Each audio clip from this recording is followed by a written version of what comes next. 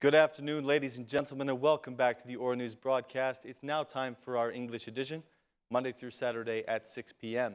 According to the new decriminalization bylaws, all public officials, including the Prime Minister, the ministers, and the MPs, must fill out a self-declaration form. All these forms will be investigated by the prosecution, and if there is any discrepancy, the official will be dismissed and will not be allowed to hold a public office in the future. If an official refuses to fill out the form or provides false information, the official will be dismissed and legally prosecuted. The bylaws that were adopted in Parliament yesterday state that every public official must fill out the form and then be recorded in a special register with unique identification numbers. In the event that an official does not fill out all the questions in the form will be returned. He or she will have 5 days to fill out the form a second time. If this is not done, it will be considered a refusal and treated accordingly. The bylaws state that the forms must be verified within a period of 3 months and that the Prosecutor General will be responsible for investigations. If the prosecution notices any false information on the form, the official will be legally prosecuted after being dismissed. Officials must also declare any past names they have used and state whether they have ever been convicted by any court in Albania or abroad.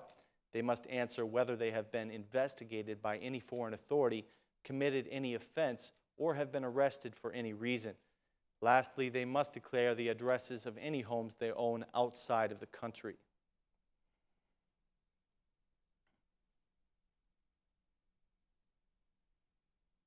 Anyone who wants to sell or give away a vehicle in Albania will now have to prepare a number of documents and sign a contract at a notary.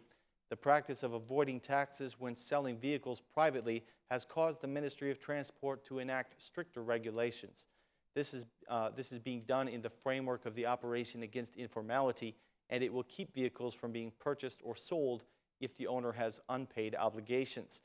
The ministry has announced that punitive measures will be taken if individuals try to bypass this new requirement. Among other things, the new regulation has added some extra elements to the notary contract, which must contain full information on both the buyer and the seller. It must also contain the address of the buyer and the seller, technical data about the vehicle, and above all, any financial obligations to the Road Directorate.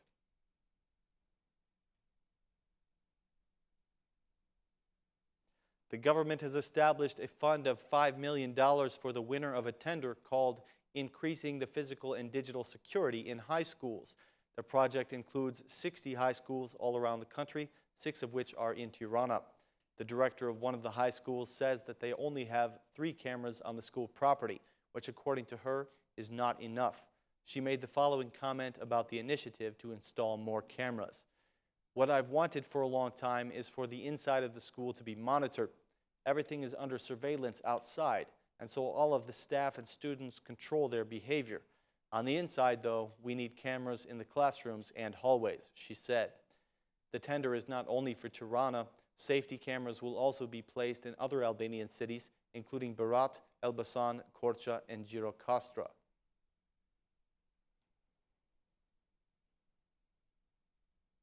The Socialist Party branches in Vlora, Saranda, and Gjirokastra are voting today for the selection of delegates for the party congress on March 19th. A new party chairman will be elected on that day by the delegates that are chosen. The voting process in Vlora was monitored by the Prime Minister Rama and the MP Koço Kokedima. Mr. Rama made the following comments. This is a very impressive process. In the region of Vlora and Gjirokastra, after working very hard on opening, reorganizing, and reformatting the party structures, we are now voting on the selection of delegates. The party has held over 5,000 elections over about 2 months' time for the heads of organizations and for the delegates. We will continue with the party congress, which is fundamentally important since it will be a key moment for future reforms. It will be a key motivation to comprehensively transform the country in every sector, to liberate our country from the cancer of the past many years.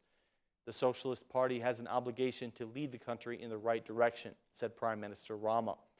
According to the MP Kokodima, the voting process for the election of delegates is progressing normally. He said that no elections were held in the administrative unit of Lazarat because there are too few members to be represented by a delegate.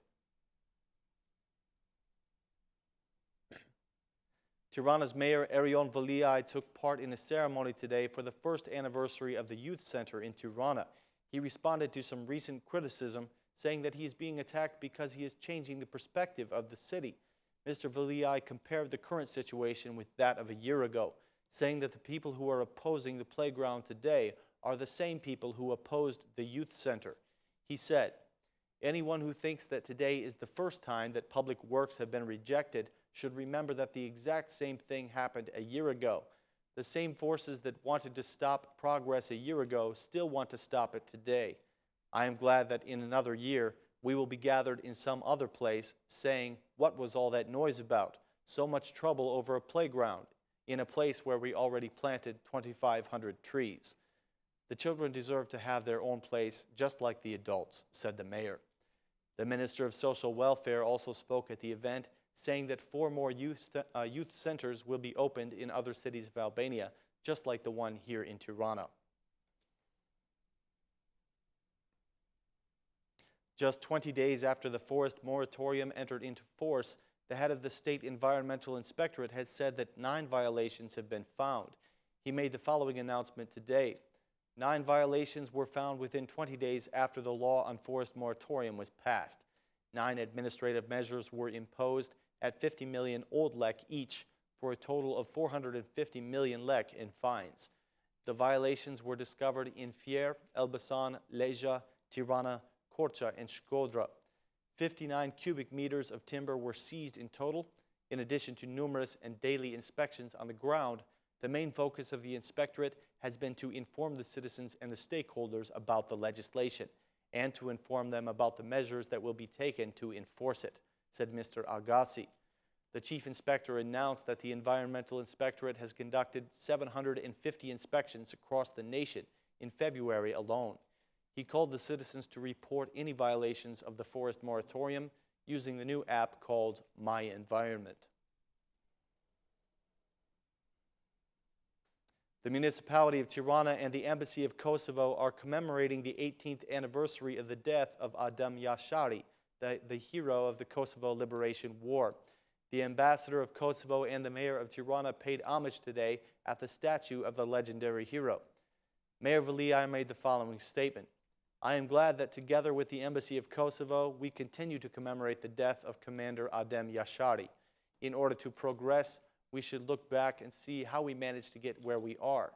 A free Kosovo and a free Albania are dedicated to those who fought for freedom. The battles are not over yet. They must continue every day in order to achieve what many gave their lives for," said Mr. Veliai. The ambassador of Kosovo praised the legendary commander and thanked Albania for the reverence that it shows him. "We are here to respect the memory of the legendary commander Adem Yashari and his family," he said. "I want to thank all Albanian citizens wherever they are for commemorating this day." The ceremony was also attended by the Vice Minister of Defense and the Association of the Families of Martyrs. The Democratic chairman Lulzim Basha also commemorated the event, writing on Facebook that the Yashari family showed the whole world what the price of freedom is for Albanians.